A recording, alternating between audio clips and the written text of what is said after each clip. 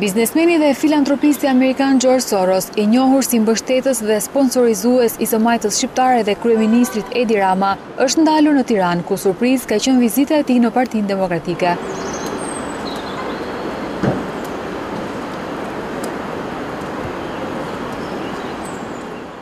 Burime brenda takimit i than Ora News se biseda ishte përqendruar kryesisht në situatën politike dhe marrëdhëniet mes Partisë Demokratike, si udhëheqëse e opozitës me mazhorancën, por dhe mbi shkaqet që e mbajnë këtë forcë politike jashtë parlamentit. Kjo lën të kuptohet se ardhja e tij në Tiranë dhe takimi me aktorët politik mbart një mision të heshtur për pajtimin e politikës shqiptare.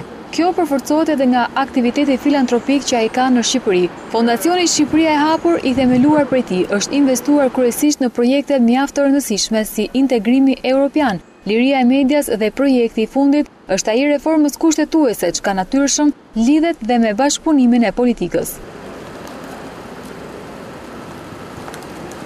Biznesmeni dhe filantropi amerikan me origjinë hungareze, karrierën e tij e ka përqendruar në mbështetjen e çështjeve politike progresive liberale, duke luajtur një rol të rëndësishëm në procesin e kalimit nga komunizmi në kapitalizëm në Hungari.